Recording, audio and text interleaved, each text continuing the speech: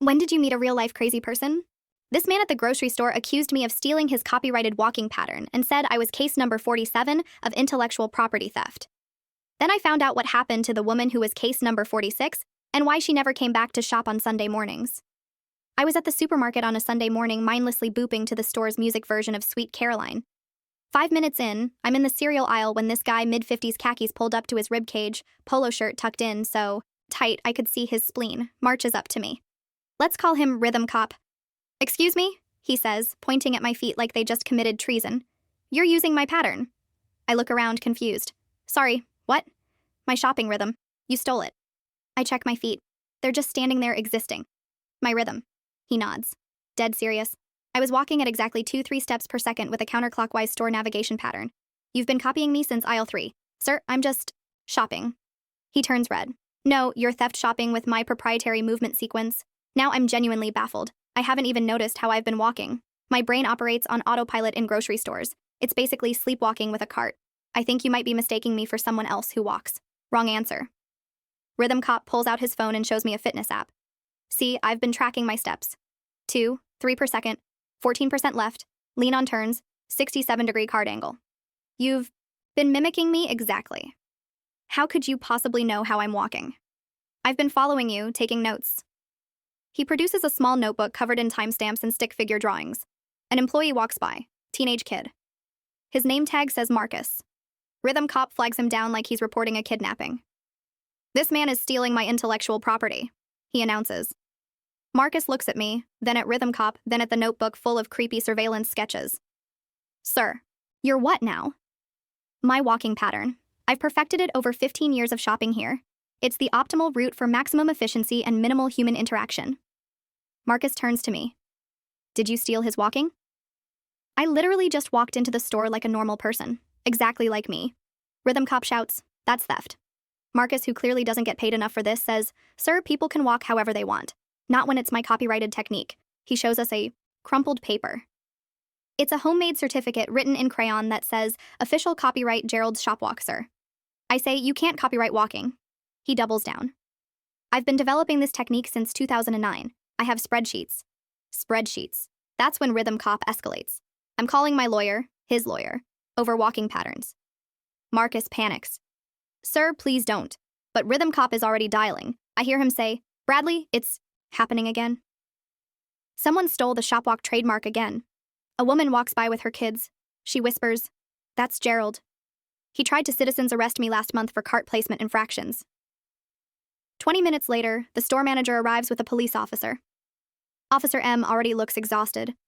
"Someone reported intellectual property theft?" he asks, clearly hoping this is a prank. "Gerald, sorry." Rhythm Cop launches into a presentation.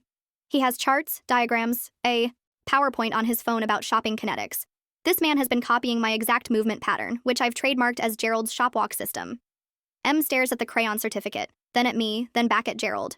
"Sir, you can't own how people walk. I have documentation." Gerald produces a binder. It's 3 in thick. The cover says, "Evidence of walk theft. Case number 47. Case 47. The officer turns to me. "Just keep shopping however you want." Then to Gerald. "Maybe find a hobby." "This is my hobby." Gerald screams. As M leaves, Gerald starts aggressively demonstrating his correct walking pattern to other shoppers. It looks like a robot having a stroke. I finish my shopping in peace, deliberately walking in the most chaotic pattern possible, zigzagging, moonwalking past the dairy, doing a little skip by the frozen foods. At checkout, Gerald's behind me in line. He's visibly twitching, stopwatch in hand. 3, 7 steps per second, he mutters. Absolute anarchy, no discipline, no form. And I was ready. Myself. Was ready to jump ship and run, but I couldn't because first I had to ruin his life. I walked out of that store with my mind racing. Gerald's face twisted with rage over something as ridiculous as walking patterns kept replaying in my head. The way he'd clutched that crayon certificate like it was a sacred document. The binder labeled case number 47. This wasn't just some random encounter with an eccentric person. This was systematic.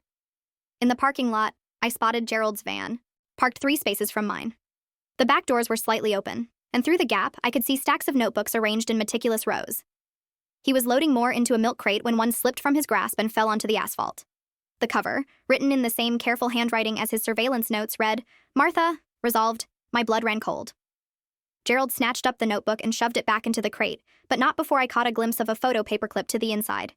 Cover.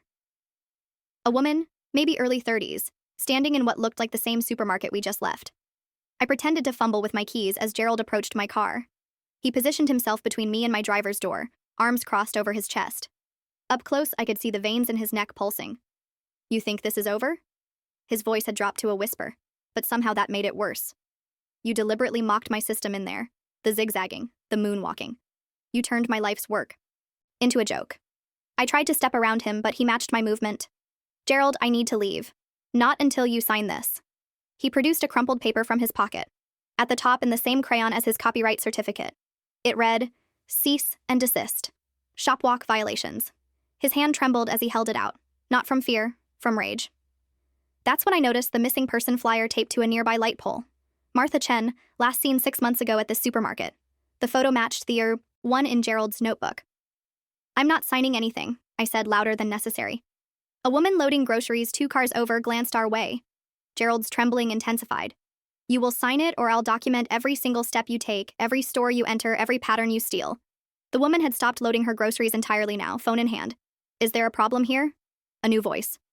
Dimitri, according to his security badge. Store security. Built like someone who'd seen enough parking lot confrontations to know when one was about to escalate. Gerald's whole demeanor shifted. The trembling stopped. His face smoothed into something almost pleasant. No problem at all. Just discussing shopping techniques with a fellow enthusiast. Dimitri looked at me. I shook my head slightly. "Sir, I'm going to need you to step away from this customer's vehicle." Gerald backed up exactly 3 steps. I counted them. He probably did too. "Dimitri," Gerald said, and something passed between them. Look, I couldn't quite read. "You know how seriously I take my system. 15 years of development, 15 years of perfection, and now everyone thinks they can just take it. That's nice, Gerald. Move along." Gerald's pleasant mask slipped for just a second, like Martha took it. Dimitri went rigid. "She moved away," Dimitri said quickly. "Too quickly. 6 months ago, remember? You told me she moved away suddenly." "Did I?"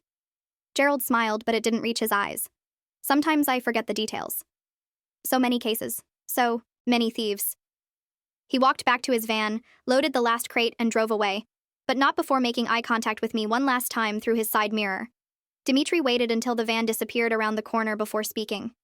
"You should shop somewhere else for a while." "What happened to Martha Chen?" His face closed off like I said. "She moved away." Suddenly, he paused, then added quietly. "Right after Gerald's notebook started getting specific, I drove home in a daze. The moment I got inside, I opened my laptop and searched for Martha Chen. Her Facebook page popped up immediately. Smiling woman, same as the photo on the flyer. Her last post was from 6 months ago, a mundane update about trying a new recipe. The comments below it started normal, then grew increasingly concerned. "Martha, are you okay? Has anyone heard from her? Martha, please call me." Her Instagram told the same story. Active posts, then nothing. The last photo showed her at what looked like a farmer's market holding up a bunch of carrots. The caption read, "Sunday morning shopping. Same time, same place, same weird guy watching me." My phone buzzed. Unknown number. I almost didn't answer, but something made me swipe. Accept. "You're home." Gerald's voice, not a question. My throat went dry. "How did you get this number?" "Same way I document walking patterns. Observation, documentation, analysis." A pause. "I have video of your shopping trip today. Every step, every violation. Would you like to see Gerald? This needs to stop. Meet me tomorrow. Noon. The coffee shop on 5th Street. We'll discuss terms." "Terms for what?" "Your surrender." The line went dead. I set the phone down with shaking hands. Through my living room window, I could see the street outside. No sign of Gerald's van, but that didn't mean anything. He'd been following me in the store for who knows how long before making his move. My elderly neighbor, Mrs. Patterson, was watering her plants on the porch next door. I stepped outside. "Everything all right, dear?" she asked.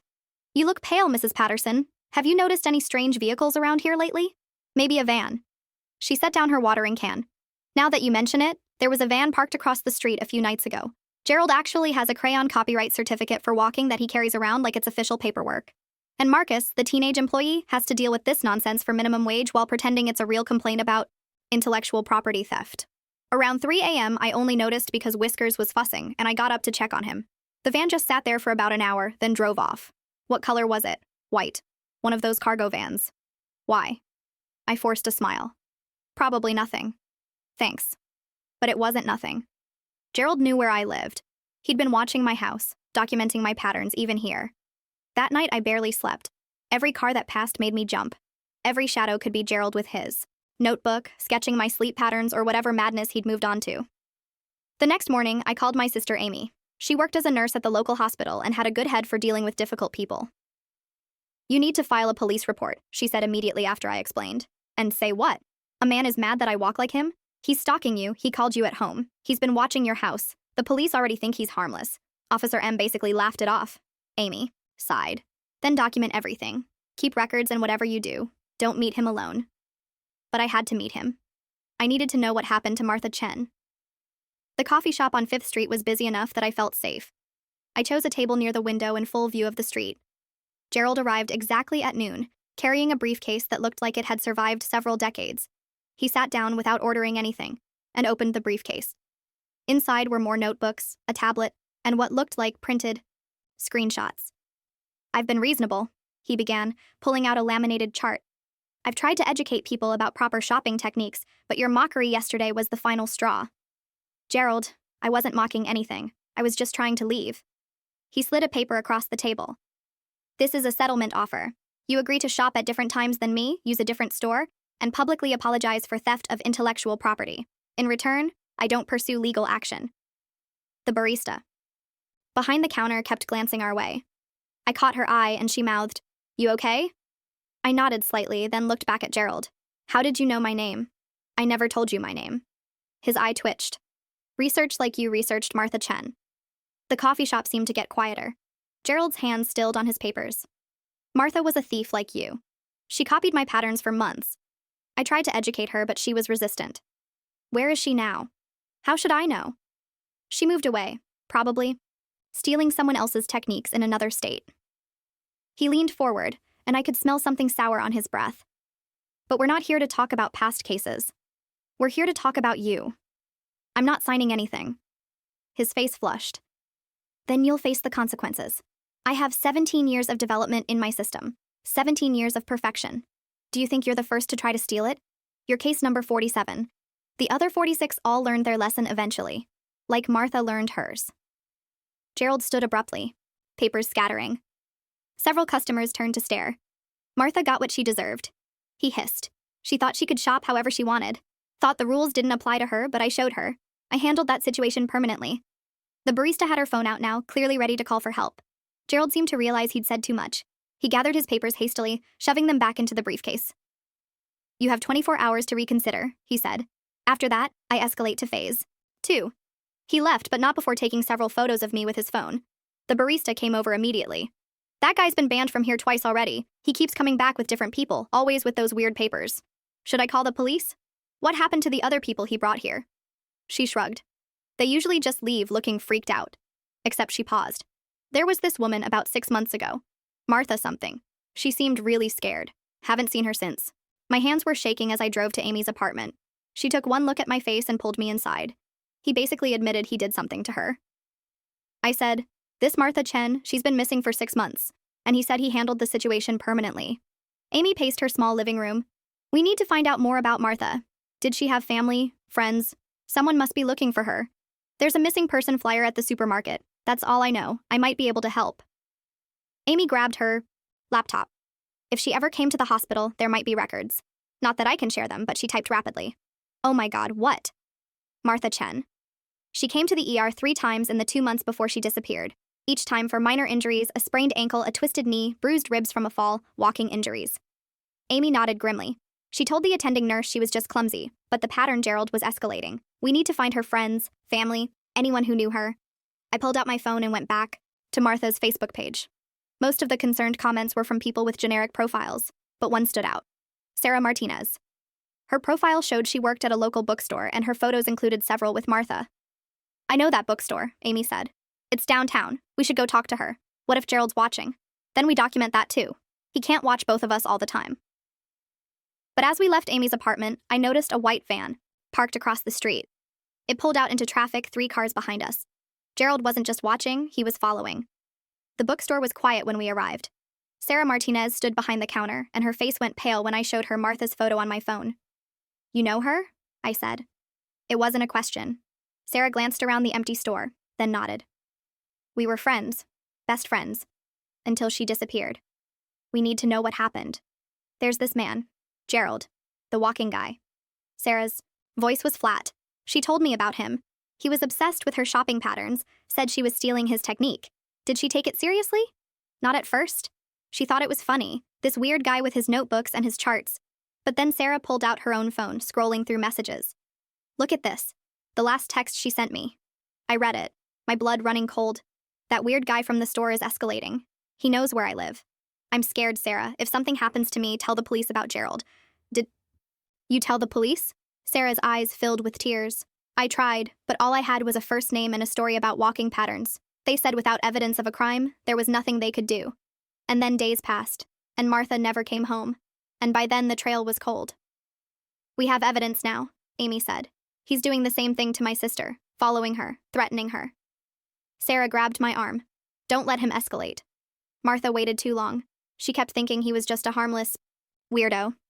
But the last time I saw her, she was terrified. Said she was going to confront him, get him to leave her alone once and for all. When was that? The day before she disappeared. She was going to meet him at the supermarket, their usual Sunday morning. She said she had a plan to make him stop. But Martha never got to execute her plan. Whatever happened that Sunday morning 6 months ago, she never came home. As we left the bookstore, I spotted the white van again, parked at a meter down the street. This time I walked straight toward it. Amy grabbed my arm, but I shook her off. The van pulled away before I could reach it, but not before I saw Gerald's face in the driver's seat. He wasn't even trying to hide anymore. That night, I went through Martha's social media again, looking for any clue I'd missed. Her second-to-last Facebook post caught my eye. To the creepy guy who keeps following me at the store. I see you. I've documented everything. Back off. The comments below were supportive but naive. Block him. Report him to store management. Get a restraining order. But Martha had tried to handle it herself, and now she was gone. My phone rang. Amy, I found something, she said without preamble. I couldn't stop thinking about those ER visits, so I did some digging. The last time Martha came in, she wasn't alone. The intake form lists an emergency contact. Someone drove her there. Who? Gerald Patterson. He's listed as a friend who witnessed her fall. My stomach dropped. He took her to the hospital. It gets worse. The nurses. Notes mentioned that Martha seemed anxious. Kept looking at Gerald, but insisted she was fine.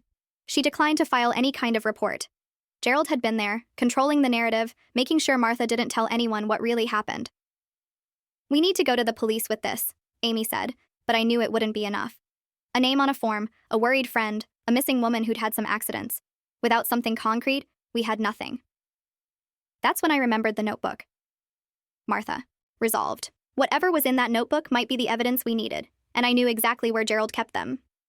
The next morning, brought an itemized bill slipped under my door. Gerald had documented my entire week.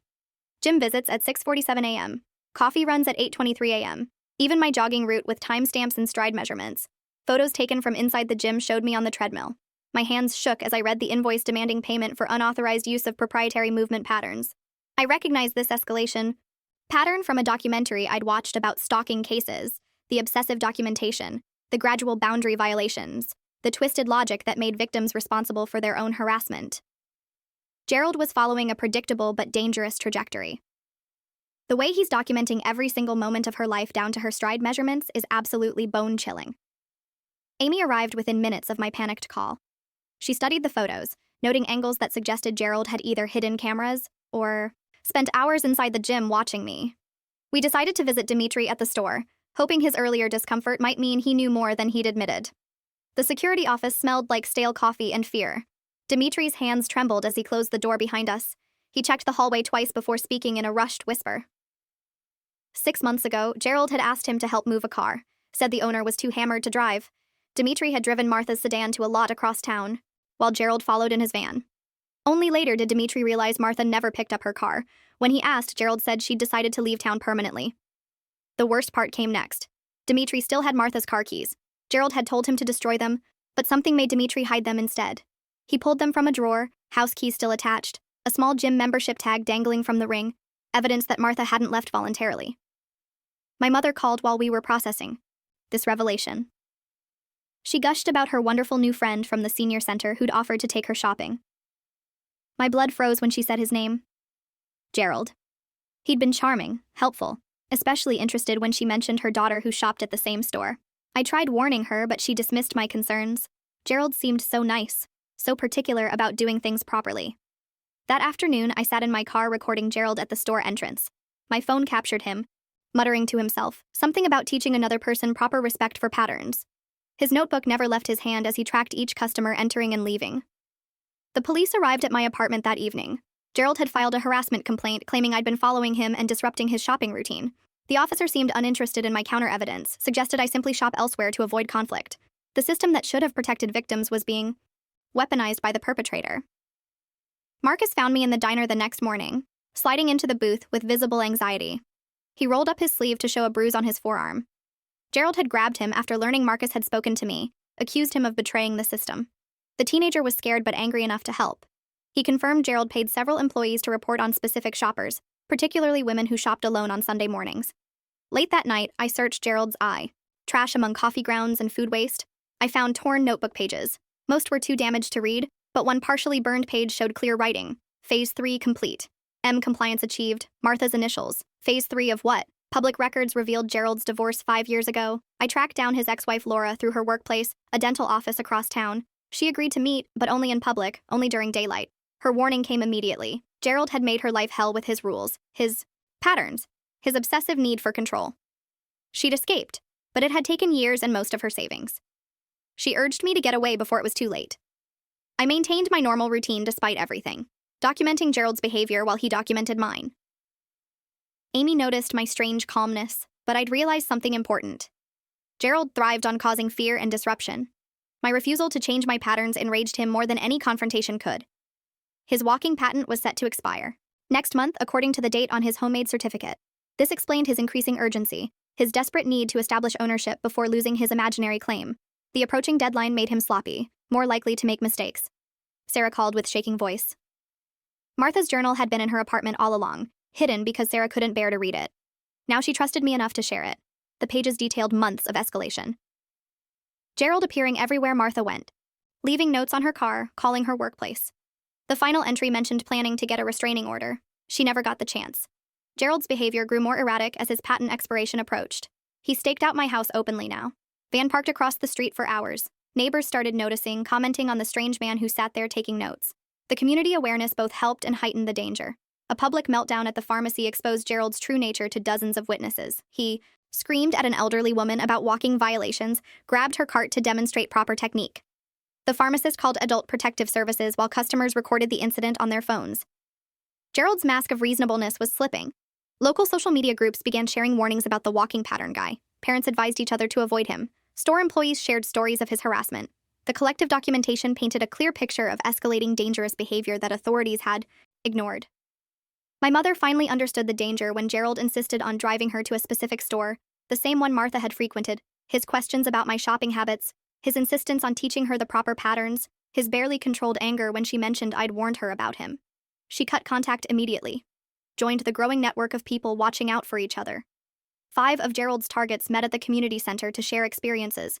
We discovered he'd filed similar complaints against each of us, always claiming intellectual property theft.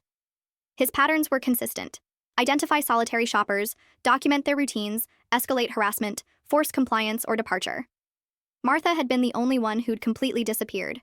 Gerald attempted infiltrating our support group through a fake social media profile, but his writing style and obsessive focus on walking patterns immediately gave him away. We blocked him, but not before documenting his attempts to gather information about our meetings. The pharmacist became an unexpected ally after witnessing Gerald's public meltdown. She'd seen him harassing other customers for months, but hadn't realized the scope until we shared our documentation.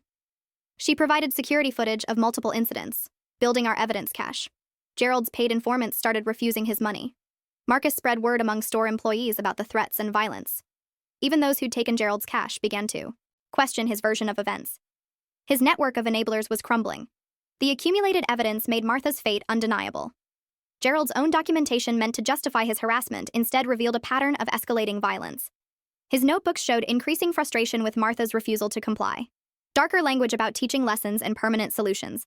Multiple parking violations led to Gerald's van being impounded. He'd been so focused on stalking victims that he'd ignored meters, blocked driveways, parked in handicapped spaces. Neighbors celebrated the temporary reprieve. though we knew he'd find other ways to continue his surveillance. Gerald approached my mother at the senior center one last time, trying to recruit her for testimony against pattern thieves. She stood firm, loudly, telling him to stay away from her family. Other seniors joined her, forming a protective circle. Gerald retreated, but his expression promised this wasn't over. His job at a local low accounting firm ended when employers learned about his stalking behavior. Coworkers expressed relief, sharing stories of his attempts to control their walking patterns in the office.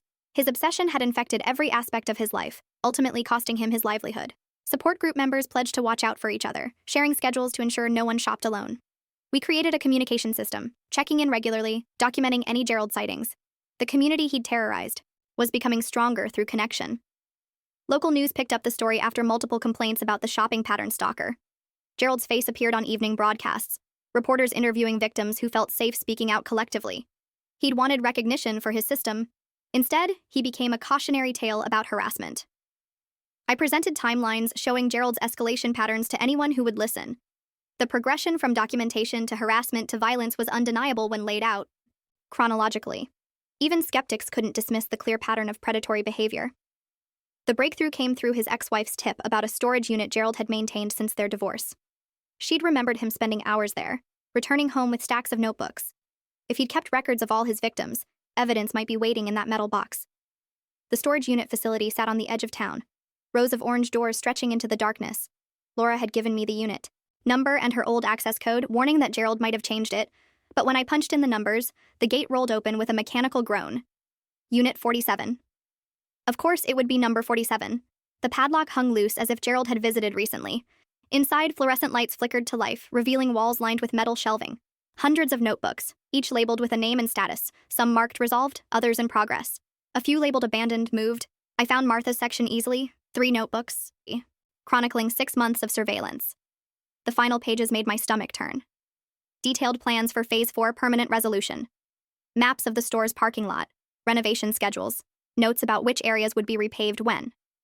Gerald's storage unit reads like the world's worst library.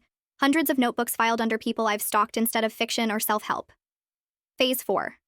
Being permanent resolution definitely isn't about customer service improvements at the supermarket. The last entry dated the day she disappeared simply read implementation successful. Case closed. My phone buzzed. Amy warning that Gerald had been seen heading toward the storage facility. I grabbed Martha's notebooks and several others marked resolved, shoving them into my backpack. Through the unit's small window, I spotted headlights turning into the lot. The back exit led to an alley behind the facility. I sprinted to my car, parked 2 blocks away as Amy had suggested. Gerald's van passed me going the opposite direction. His face illuminated by streetlights. Expression murderous. Sarah's apartment became our temporary headquarters. She spread Martha's notebooks across her coffee table, while Amy documented everything with her phone. The evidence was overwhelming. Gerald hadn't just stalked Martha, he'd systematically broken her down. Photos showed her looking increasingly haggarded. Notes detailed how he'd followed her to work, to friends' houses, to medical appointments. But it was Martha's own notebook that provided the breakthrough. Hidden in the storage unit, she'd been documenting Gerald's harassment too, building her own case. Her final entry mentioned meeting him at the store to demand he stop.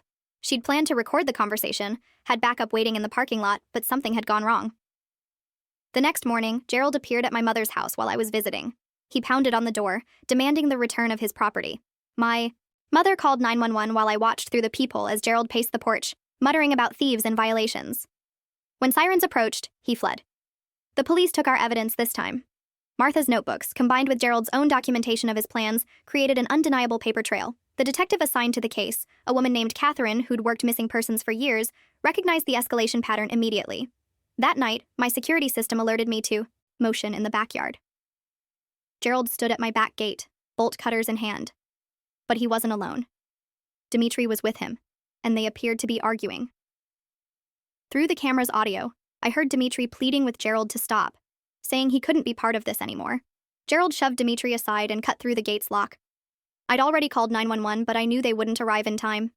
Amy and I barricaded ourselves in the bathroom while Gerald ransacked my house, searching for his notebooks. The sound of breaking glass and overturned furniture filled the air. When police arrived, they found Gerald in my living room, surrounded by torn cushions and scattered papers. He brought some of his notebooks with him, apparently planning to plant evidence of my theft. Instead, he'd provided more proof of his obsession. The arrest didn't stop him. From jail, Gerald sent letters to everyone in our support group demanding we return his intellectual property. He filed complaints with store management. the city council, even the state attorney general. Each rambling document provided more evidence of his deteriorating mental state. Catherine, the detective, discovered something crucial in the store's old security footage. The parking lot cameras had been replaced during the renovation, but the old files were still archived. She found footage from Martha's last morning at the store. It showed her arriving, Gerald confronting her, and then both walking toward the area under construction. Only Gerald returned to his van. The construction company's records showed that section of parking lot was poured with new concrete that same afternoon. Gerald had been seen helping direct traffic around the work area. Unusually helpful, according to the workers. They'd thought nothing of it at the time. Our support group met with Martha's family to share what we'd learned. Her parents had never believed she'd simply left town. Now they had answers, terrible as they were. Sarah held Martha's mother as she cried, while Martha's father studied the notebooks with grim determination. Gerald's ex-wife Laura came forward with more evidence. During their marriage, he'd forced her to document her daily movements, punishing any deviation from established patterns. She'd kept some of his old notebooks, showing the obsession had started years before his divorce. The walking patent was just his latest fixation. The community rallied in unexpected ways. Store employees who'd taken Gerald's money pulled together to create a fund for Martha's family. The senior center banned him permanently after multiple members reported his attempts to recruit them. Even the coffee shop barista testified about the numerous times she'd seen Gerald intimidating people. During a preliminary hearing, Gerald represented himself. He brought charts and diagrams trying to explain his system to the judge. His complete disconnect from reality was obvious as he insisted Martha had violated his patents and deserved consequences. The judge ordered a psychiatric evaluation. Dimitri finally told the complete truth. The night Martha disappeared, Gerald had called him frantic, said there had been an accident, that Martha had fallen during their confrontation. By the time Dimitri arrived, Gerald had already moved her. Dimitri helped clean up, terrified of being implicated. He'd lived with the guilt for 6 months. The parking lot excavation began on a gray Tuesday morning. Our support group stood with Martha's family as investigators carefully removed sections of concrete. Gerald watched from his cell via video link required to be present for the search. His composure finally cracked when they found her. Martha had been carrying a small recorder in her pocket, though damaged.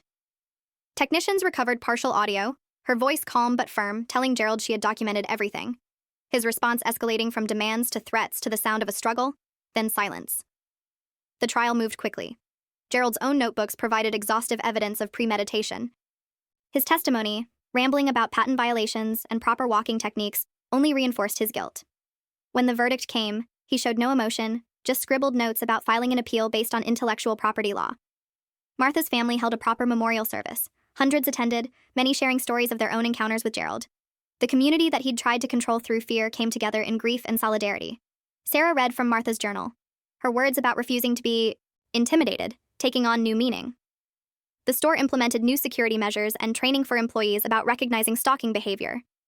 Marcus led workshops for his coworkers, teaching them warning signs he wished he'd recognized earlier. The changes came too late for Martha, but might protect others. My mother became an advocate at the senior center, teaching her peers about predatory behavior disguised as helpfulness. She shared her experience with Gerald, how his interest in her had really been about accessing me. Her presentations drew large crowds, elderly people eager to protect themselves and their families. Gerald's sentencing brought no satisfaction, just a sense of ending, life without parole for murder, plus additional years for stalking and harassment. He used his statement to lecture the court about walking patterns. Still unable to comprehend his crimes, Martha's father walked out rather than listen. The storage unit revealed more victims. 17 people over 8 years who'd been stalked and harassed. Most had moved away or changed their routines. All had stories of escalating intimidation. Catherine worked to contact each one, building cases for additional charges. Our support group evolved into a community watch program. We partnered with local law enforcement to create resources for stalking victims. The walking pattern obsession had been unique to Gerald, but the escalation patterns were depressingly common. We could help others recognize the danger signs. Amy and I grew closer through the ordeal. She'd stood by me when things got dangerous, using her medical knowledge to document injuries and her calm presence to keep me grounded. We started taking self-defense classes together, channeling our experience into something positive. The store, where it all started, became a different place. Employees looked out for each other and customers. The Sunday morning shopping crowd, once Gerald's hunting ground, became a community of people who checked on each other. His legacy of fear transformed into one of mutual support. I returned to my normal shopping routine, but nothing felt the same. Every step carried weight, knowing Martha had walked these same aisles, fought for her right to exist without harassment. Her courage in documenting Gerald's behavior had ultimately exposed him. Even after her death, 6 months after Gerald's conviction, I stood in the cereal aisle where it all began. No one monitored my walking pattern or documented my movements. I could shop in peace, something Martha had died defending. The freedom felt both ordinary and precious. The Community Watch program expanded to 3 neighboring towns. We trained volunteers to recognize stalking behaviors, provided resources for victims, and worked with law enforcement to take reports seriously. Martha's name became synonymous with the importance of believing victims before it's too late. I kept one of Gerald's notebooks as a reminder, not of his twisted system, but of how seemingly harmless eccentricity can mask dangerous obsession. The meticulous documentation that he'd thought proved his ownership instead revealed his pathology. His own hand had written the evidence that convicted him. On Sunday mornings now, I shop with purpose. Each step is mine to take, each pattern mine to choose. Gerald sits in a cell, still convinced the world stole his invention. But Martha's memory lives in every person who shops freely, walks safely, and refuses to let fear dictate their movements. Her resistance outlasted his obsession. And in the end, that's the only pattern that matters. I hope you have a wonderful day filled with much happier things than creepy storage units.